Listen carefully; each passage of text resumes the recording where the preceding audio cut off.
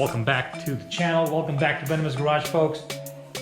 Today, I figured I'd talk a little bit about wheel and tire setups with you guys. You've seen the GT500 on the road course, on the drag strip, at the road race events.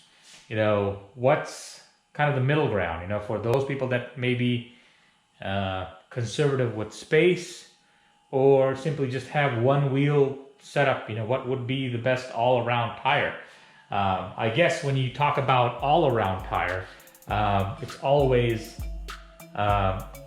important to kind of figure out what you use the car for. Since I use this car usually for street driving, especially in a hotter climate, I live in California. The area I live in is usually, for 6-7 months out of the year, it's above 60-70 degrees, so, and it's relatively dry.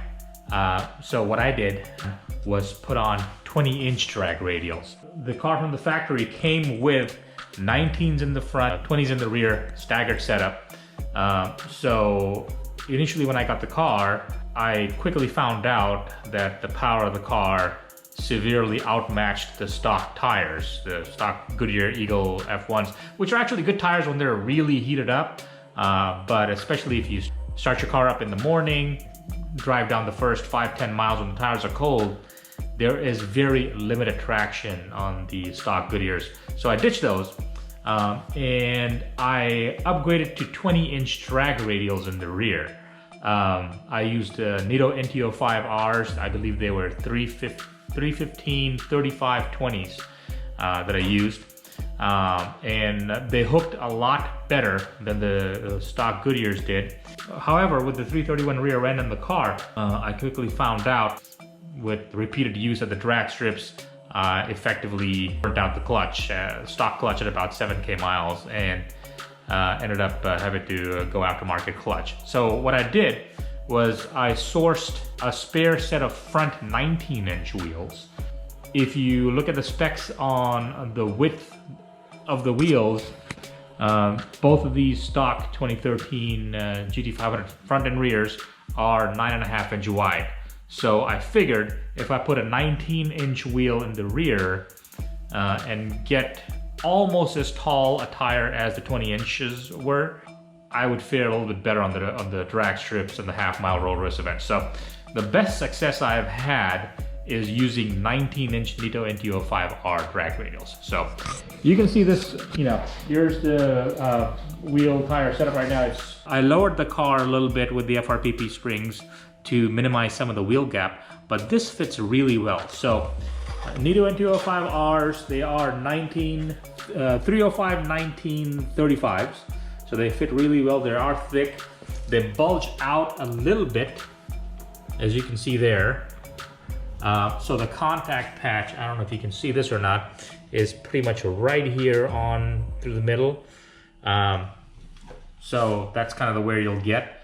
But you know, deflate that down to about 22 PSI or lower at the drag strip, and you should be fine and hook pretty well.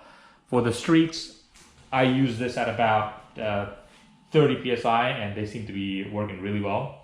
They're a comfortable ride. They're just as quiet as stock tires are on the road, so road manners are pretty negligible compared to stock.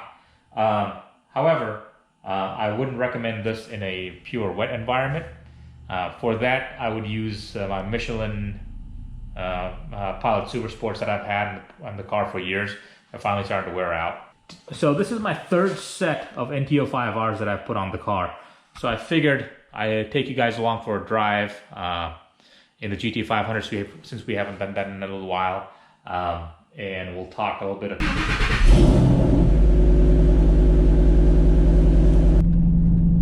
I don't know what it is, but Mustangs have the exhaust notes down from the factory, you know. And when I first got this car, one of the things I did was I put on an aftermarket off-road H-pipe on it just to kind of accentuate the sound.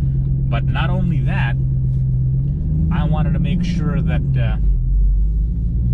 after the tuning and stuff that was done on this car, that they could effectively turn off the cat protection on it to ensure that I get the best power possible out of my setup. So I've lived with, it's an MRT off-road H-pipe for the better part of 5-6 years now, and no complaints. You know, I thought about doing exhaust on it, but based on what I've read, exhaust just accentuate the sound, and they don't really provide as much performance value. I may explore getting into long tube headers, but if I do that, I'm gonna end up doing cams on it, you know, billet oil pump gears, and you know, maybe E85 at that point. Kind of at that stage now of thinking about this car. I just can't seem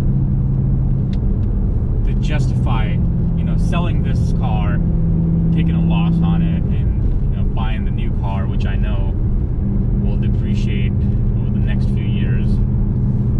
And with this car being set up the way it is, it's performed really well for me. So, you know, I guess I kind of have a little bit of a love affair with this thing, right? You shouldn't get too attached to cars, but I am attached to this girl.